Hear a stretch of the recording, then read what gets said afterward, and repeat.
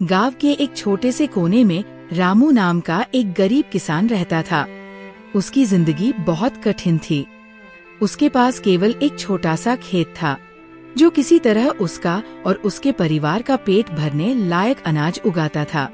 रामू की पत्नी सीता भी उसका पूरा साथ देती थी। उनके 2 छोटे बच्चे गोपाल और गीता मासूमियत से अपने माता पिता के संघर्ष को देखते और समझने की कोशिश करते। रामू का बचपन भी गरीबी में ही बीता था। उसके पिता एक छोटे किसान थे, जिनकी मौत तब हो गई थी जब रामू केवल 10 साल का था। घर की सारी जिम्मेदारी रामू के कंधों पर आ गई। पढ़ाई का सपना अधूरा रह गया और उसने खेत में काम करना शुरू कर दिया। वह दिन रात मेहनत करता, लेकिन किस्मत मानो हमेशा उससे रूठी रहती। एक साल गांव में बारिश नहीं हुई, खेत सूख गए और फसल बर्बाद हो गई। रामू को अपने परिवार को भूखा न मरने देने के लिए साहूकार से कर्ज लेना पड़ा। वह जानता था कि यह कर्ज उसकी मुश्किलें और बढ़ा देगा, लेकिन उसके पास कोई और चारा नहीं था। साहूकार ने भारी ब्याज पर उसे पैसे दिए। धीरे धीरे कर्ज बढ़ता गया और रामू की चिंता बढ़ने लगी। कर्ज चुकाने के लिए रामू ने अपनी जमीन का एक हिस्सा गिरवी रख दिया। अब उसके पास इतनी ही जमीन बची थी कि वह केवल अपने परिवार का पेट भर सके। लेकिन इस बार भी किस्मत ने साथ नहीं दिया। बारिश हुई तो इतनी ज्यादा कि उसकी फसल बह गई। एक दिन रामू जंगल में लकड़ियां काटने गया। वह बहुत उदास था। भूखे बच्चों की रोती हुई आवाजें और सीता के आंसू उसकी आंखों के सामने बार बार घूम रहे थे। लकड़ियां काटते काटते वह थक गया और एक पेड़ के नीचे बैठकर सोचने लगा, क्या मेरी जिंदगी हमेशा ऐसी ही रहेगी? क्या मैं कभी अपने बच्चों को सुख दे पाऊंगा? तभी वहाँ एक बूढ़ा साधु आया। साधु ने रामू को देखा और कहा, बेटा, तू इतना उदास क्यों है? तभी रामू ने अपना सारा दुख दर्द साधु को सुना दिया। उसकी गरीबी, भूख और कर्ज की कहानी सुनकर साधु ने कहा, बेटा, उम्मीद मत खो। इस जंगल के उस पार एक तालाब है। वहाँ सूरज की पहली किरण के साथ एक जादुई कमल का फूल खिलता है। वह फूल तुम्हारी सारी समस्याओं का हल है, लेकिन उसे पाना आसान नहीं है।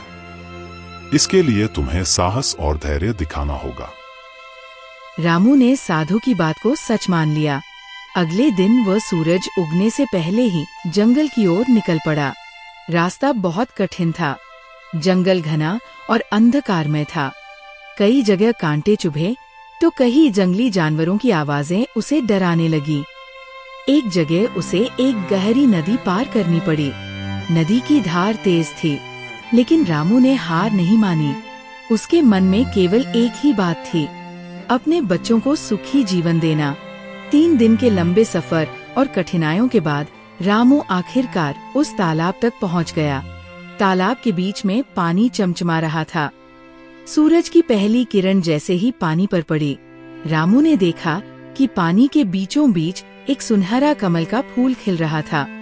रामू ने पूरी ताकत जुटाई और तालाब में कूद पड़ा।